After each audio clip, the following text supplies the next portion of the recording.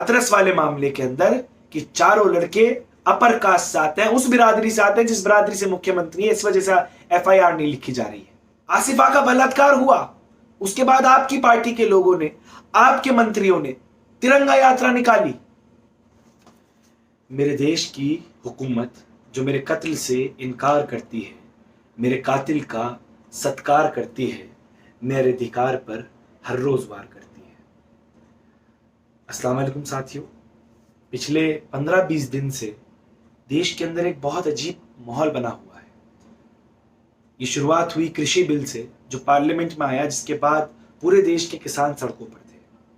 उसके बाद उत्तर प्रदेश के अंदर तकरीबन 2 हफ्ते पहले एक दिल दहला देने वाली खबर आई कि एक मनीषा नाम की लड़की जो वाल्मीकि समाज से आती है, दलित है, उसको खेतों के अंदर खींच करके उसके साथ बलात्कार किया गया, उसे उसकी जबान काट दी गई और जान से मारने की कोशिश की गई।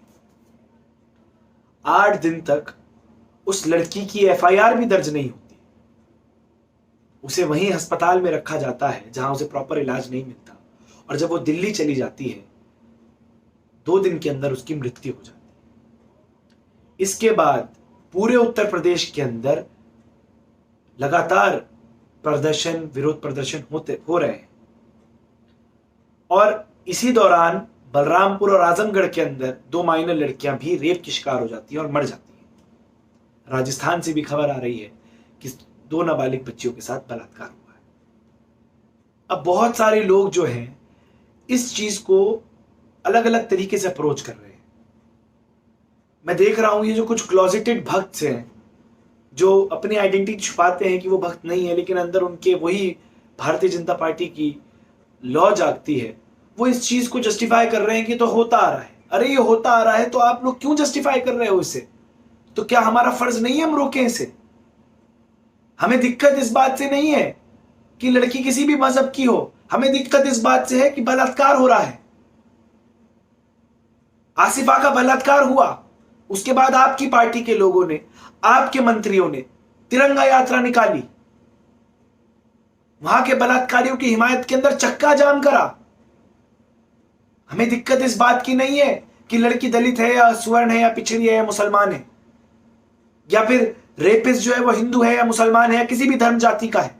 हमें दिक्कत इस बात से है कि बलात्कार हो रहे हैं, और धर्म जाति का एंगल इसलिए आ रहा है हाथरस वाले मामले के अंदर कि चारों लड़के अपर कास्ट से आते हैं, उस बिरादरी से आते हैं जिस बिरादरी से मुख्यमंत्री है, इस वजह से एफआईआर नहीं लिखी जा रही है।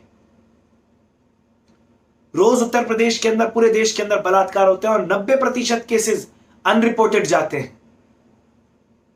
हम एक एटमॉस्फेयर ऑफ सेफ्टी भी नहीं दे सकते अपने देश के अंदर।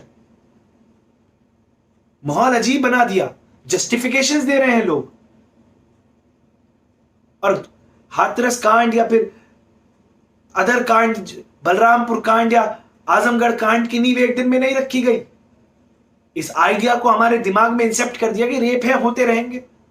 जब चिन्मयानंद जैसे लोगों को बेल मिल जाती है, जब कुलदीप सेंगर जैसे लोगों को आप संरक्षण देते हैं, जब कठुआ में उस मासूम 8 साल की बच्ची के बलात्कारियों के लिए आप तिरंगा यात्रा निकालते हैं, तब इन लोगों के हौसले खुलते हैं कि हाँ हम कुछ भी कर लेंगे, हमारी धर्म जाति हमारा संरक्षण करेगी। और मैं देख रहा हूं कुछ लोग बार बार कह रहे हैं कि भाई सेलेक्टिव आउटरीच हो रहा है। भाई सेलेक्टिव आउटरीच नहीं हो रहा है। हम बलरामपुर के लिए भी उतने ही चिंतित हैं, हम आजमगढ़ के लिए भी उतने चिंतित हैं जितने हम हाथरस मामले के लिए। लेकिन हाथरस के अंदर संरक्षण दिया जा रहा है। संरक्षण इसलिए दिया जा रहा है क्योंकि एक विशेष जाति के लोग हैं जो मुख्यमंत्री से ताल्लुक रखते हैं। बार बार एक ड्रामा बना रहे हैं। देश के अंदर माहौल बना दिया आपने भय का कि आदमी निकलकर प्रोटेस्ट भी नहीं कर सकता। आपने जामिया और एएमयू के बच्चों के ऊपर एनएसए लगाई, हमारे ऊपर देशद्रोह के मुकदमे लिखे, लेकिन आज तक भी किसी रेपिस्ट के ऊपर आपने एनएसए जैसा सख्त तरीन कानून लागू नहीं करा। क्या ये लोग नेशनल सिक्योरिटी के लिए थ्रेट नहीं है? क्या देश की 50% आबादी के लिए ये लोग थ्रेट नहीं है? हम लोग जा रहे थे हाथरस कल, मैं अपने वालिद साहब के साथ, बाबा के साथ सहारनपुर था, हाथरस जा रहा था। पूरे घर के बाहर आपके एसएसपी, एसपी, सिटी मजिस्ट्रेट, तमाम लोगों ने हमें नजरबंद कर दिया। मेरे पिताजी एक पॉलिटिकल पार्टी से ताल्लुक रखते हैं, मेरा परिवार एक पॉलिटिकल पार्टी से ताल्लुक रखता है, लेकिन मैं as a political party representative यहां बात नहीं कर रहा हूं। आज कोई अगर राष्ट्रीय लेवल का नेता उनके परिवार से मिलने जाना चाह रहा है तो आप उन पे लाठियां बरसाएंगे, धक्के देंगे, आप एक इलेक्टेड मेंबर को आप नीचे जमीनों में रौंदवाएंगे? क्या प्रोटोकॉल सरकार भूल गई? और जब आज यहां पर विरोध प्रदर्शन करने की कोशिश करी तो उसके ऊपर भी आपने फोर्स लगा दी। किस बात का डर है, किस बात का भय है? क्या योगी सरकार इतनी इनकॉम्पिटेंट हो गई, इतनी नपुंसक हो गई कि वो प्रोटेस्ट भी नहीं झेल सकती? हमारे देश के अंदर आज जरूरत है बदलाव की, और बदलाव की जरूरत इसलिए है कि बार बार हमारे इख्तियारों पर, हुकूकों पर वार हो रहा है, और वार करने वाले एक लोग हैं, वही लोग हैं जिन्होंने इस देश को 1947 के अंदर धर्म जाति के नाम पर बांटने की कोशिश करी थी। वही लोग हैं जिन्होंने 92 के अंदर एक हिस्टोरिकल इमारत को गिराया था। वही लोग हैं जिन्होंने 2002 के अंदर दंगे कराए, 2013 के अंदर दंगे कराए। और आज मैं हसास हूं, दुखी हूं कि मेरे देश के अंदर ऐसे लोगों के हाथ में हुकूमत आ गई जो संवैधानिक प्रावधानों को अपलिफ्ट नहीं कर सकते, जो संवैधानिक प्रावधानों का संरक्षण नहीं कर सकते। और ये प्रॉब्लम एक तरफ नहीं है, कुछ वोक लिबरल्स भी हैं, कुछ वोक मुस्लिम्स भी हैं, कुछ वोक भक्त हैं जो अपने अपने आइडियाज और अजम्पशंस करते हैं, आइडेंटिटी की बात करते हैं। अरे भाई, आइडेंटिटी जब आएगी जब आप इस देश के अंदर एटमॉस्फेयर ऑफ सेफ्टी देंगे। आप देश के अंदर एटमॉस्फेयर ऑफ सेफ्टी नहीं दे सकते। ये कड़वा सत्य है, एक कटु सत्य है इस देश का कि देश की महिलाएं सुरक्षित नहीं है। अब से नहीं है, बहुत पहले से नहीं है। लेकिन यह भी एक कटु सत्य है कि यह चीज अब आई है कि इन रेपिस्ट्स के लिए, इनके फेवर में तिरंगे यात्राएं निकाली जाती हैं। इनका संरक्षण सरकार करती है, इनका संरक्षण वो लोग करते हैं जो ताकत में बैठे हैं, हुकूमत के अंदर बैठे हैं। बार बार लोगों को मारा जाता है, पीटा जाता है।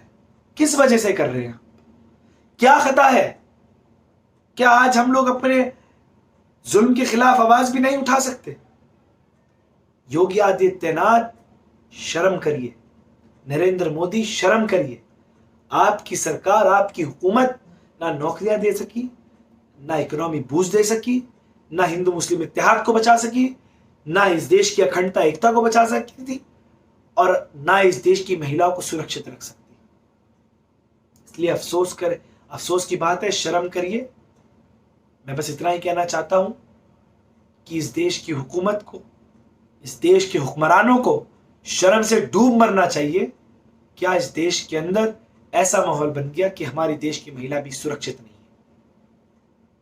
बस इतनी बात कहूंगा अपने आजाद हिंदुस्तान के सेम लोगों से जिनके दिमाग सही हैं, जो हिंदू मुस्लिम लेफ्ट राइट के झगड़े में, कि लेफ्ट को क्रिटिसाइज करने के चक्कर में राइट का सपोर्ट कर रहे हैं, राइट को क्रिटिसाइज करने के चक्कर में लेफ्ट का सपोर्ट कर रहे हैं। इस बेवकूफी के झगड़े में ना पड़कर इंडिया फर्स्ट की बात करते हैं, अपने देश की हुब्बुल वतनी की बात करते हैं, अपने ब्राइट फ्यूचर की बात करते हैं। उनसे कहना चाहता हूं कि प्लीज समझ जाइए, वक्त है, समझ जाइए। ये देश बर्बाद हो जाएगा। इस देश की बर्बादी के लिए फिर कोई नहीं बचा सकता जिस राह पर ये देश चल गया है। बहुत बहुत शुक्रिया।